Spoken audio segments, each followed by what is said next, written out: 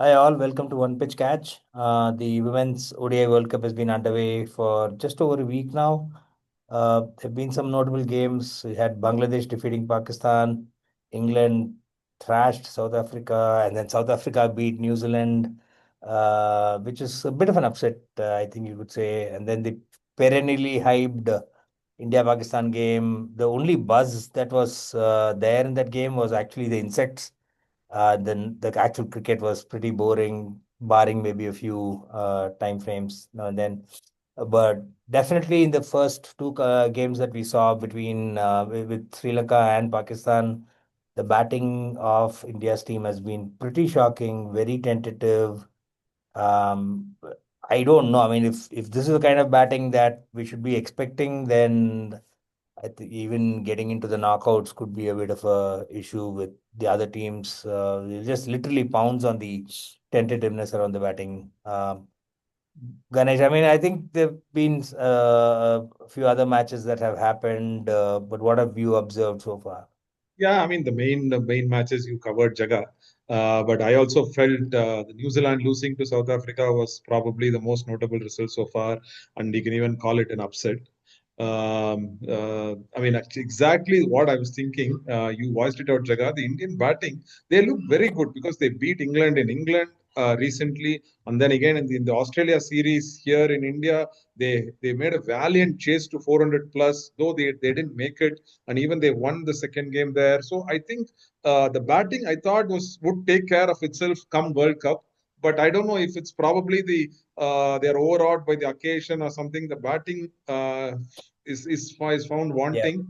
I hope they set their batting right, or it's just the mindset, or just any small minor adjustment that they have to make, because there's a lot of talk about winning the World Cup this time. The girls, I hope they don't disappoint. Like it should not become like a. I feel like the 2003 in the men's World Cup, they went men's World Cup. so far to the finals, and I mean it was a very confident team that went to the finals in that point, and Yeah, they were thrashed. So this is exact. I mean, in that case, they were in the league games. They were very confident and thrashing everybody. yeah, But here, the preparation to the World Cup, the Indian women have been playing really well. But come World Cup, they have been found wanting. I hope they really yeah, turn it around in the next few games. Otherwise, it's going to be very difficult beating teams like England or South Australia, I feel. definitely. Speaking of being found wanting, the other team that's been found wanting is the West Indies men's team. Like, just put it in context, right? Their second innings lasted 45.1 overs, and that was 1 over more than their first innings. So they basically, across both their innings, they didn't play out 90 overs. That's basically 10 overs more than a new ball. I think that kind of tells you the story. It ended in 3 days. We spoke about how West Indies has been downhill for a while, but literally they got out before tea on day one. From then onwards, it's downhill. Even from let's just look at the batting, right? Two of their players scored more than 50 runs across both innings put together. And one of them was Justin Greaves, an all-rounder, and the other was Alec Athanaze, who's the batter. So across their batters, only one of them even scored 50 runs in two innings.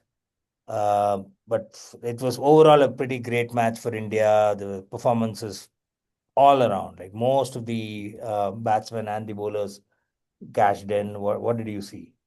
In West Indies can say they batted 89.2 overs, right, across both the innings. So it is more than Yeah. a day because nobody bowls 89 overs in a day. So they So batted it more than a lasted more than a day. day. So they lasted more than a day for 20 wickets. That is, it's not one Yeah. innings. So that's the problem. But and in one of the videos earlier, you predicted, Jaga, that in 3 days the test will get over. That happened. um, yes, I don't know. I mean, again, now Lara, and everybody. I mean, even before we have spoken about this, I think when they lost 3-0 at home to Australia, the West Indies batsmen are too good with the T20 format batting. I mean, they are. Everyone wants them in the big auctions, in the big T20 leagues.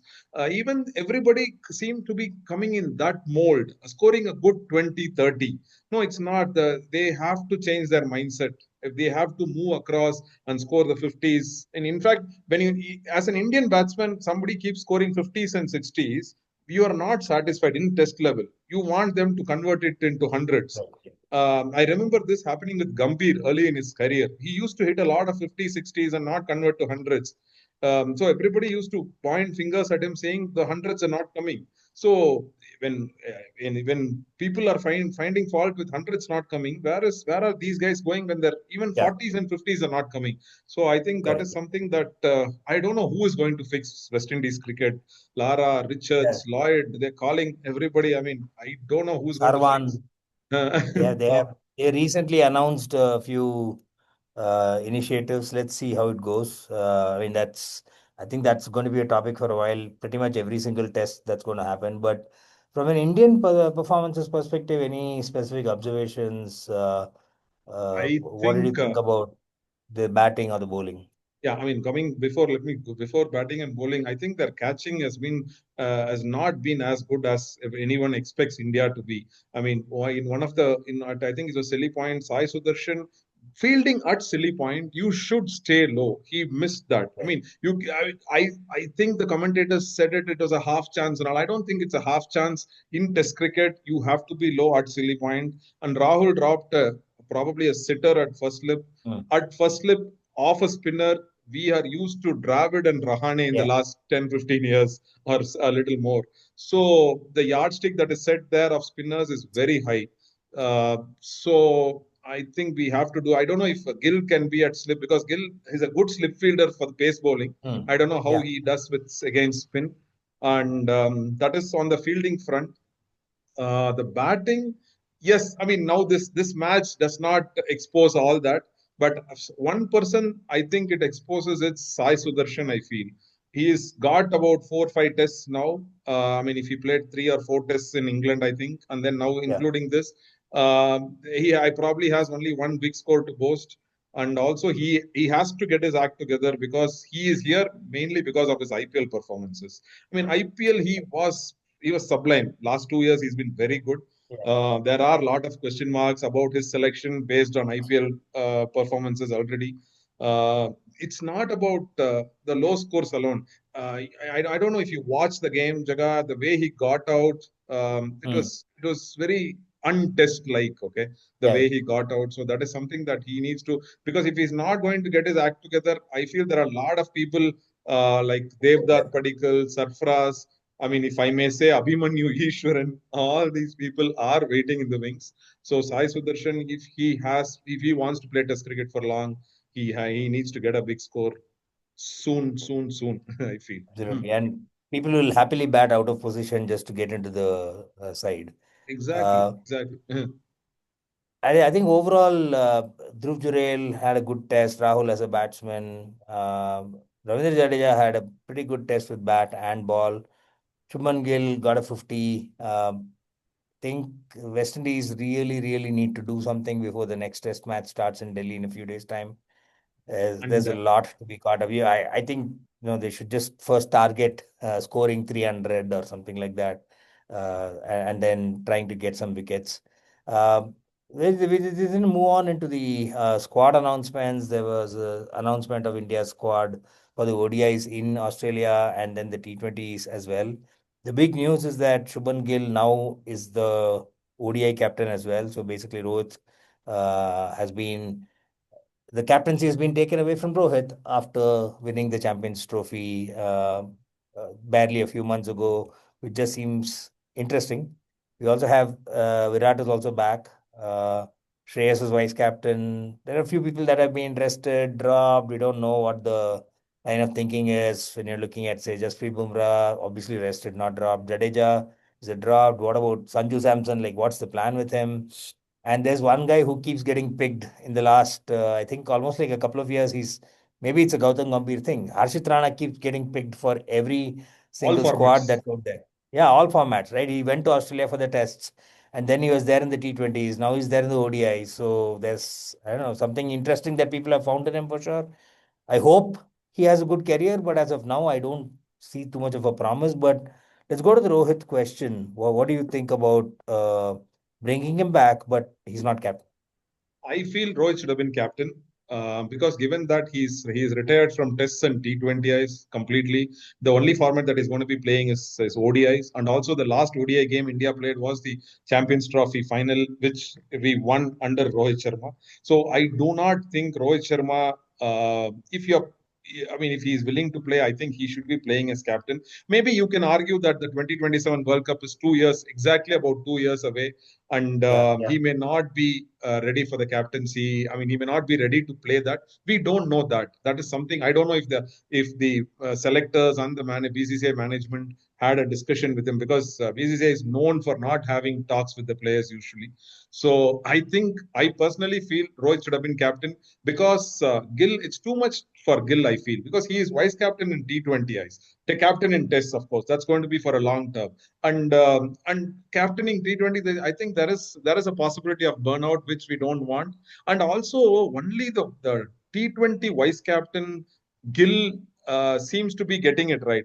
All other vice captains are seem to get a raw deal from BCCI. Shreyas Iyer is ODI vice captain. He was not picked for T20s, which he should have been picked. Jadeja is Test vice captain. He's not picked for ODIs, which he should have been picked. I don't understand what is this. I think is that a bargain that BCCI gives to these players, that you get vice captaincy in one format and you don't even get to play the other format. So Jadeja missing out on the ODI format and Shreyas missing out on the T20I format is unacceptable to me, Jaga. Yeah, I kind of think at least with the ODI World and maybe even the T20 World Cup coming up next year, there's probably a little bit of experimentation that we will see over the next few series leading up to the events. Maybe that's the line of thinking, to give like Aksar and others a chance and bring Jadeja back if the others don't do well. I, in terms of Rohit and Virat, I actually think we should have moved on from them. They're going to be either 40 plus or 40. Not that the age is a criterion, but at some point of time, you have to move on, right? With two years to go before your 50 over World Cup happens, it gives a good. I think they're playing around 18, 20 games leading up to it. You're probably not going to bring in somebody completely from the cold. You're going to give people an opportunity that have been around in the periphery, like a Yashasvi Jaiswal who hasn't played ODIs probably ever, or maybe just a handful. So there are lots of people that you can still bring in and try out leading up to it. So I don't think they should have been picked. They should have been said, thanks, but we're moving on. You have a choice to announce your retirement across formats. But yeah, some of the other picks are definitely interesting in terms of the juggling between the vice captaincy and squad selection. What about the T20 squad? That I think that seems fairly similar to the group that won Hardik the is Asia injured, Cup, right? right? Minus maybe injuries. Hardik is injured, and so they have picked Yeah. Nitish Reddy in place of Hardik, and they have also Hmm. given an additional cover in Washington, I think. Right. Okay. But I But think, see, overall, the Asia Cup was I think was they barring a few instances, not even games. I think it was more or less a cakewalk for the Indian team. They were too strong for all the other teams compared to all the other teams. But I think this Australia series would be a much better challenge for India. Before the next T20 World Cup that comes up, and also Gambhir and management, I don't think cannot keep making this 11 and batting order so-called experiments or yeah. mistakes. I don't know what to call it, In experiments or Australia, yeah, mistakes, against Australia. like in Asia Cup, because Australia, at the smallest possible opportunity, they'll squeeze you. So that Yeah, is something. I hope the team doesn't do all these experiments there. Let's see that. I mean, I think given the way Australia are playing under Mitchell Marsh, that should be an interesting series, and the way India has been playing T20 cricket for a while too. yeah, and it's a good thing you mentioned about Australia. You don't let go opportunities against Australia, because in the World Cup match that's going on between them and Pakistan, they were 135 for 115 for 8, and they recovered to 221. For So nine, 221 yeah, for for nine. 9, and Pakistan can pretty much kiss this match goodbye now.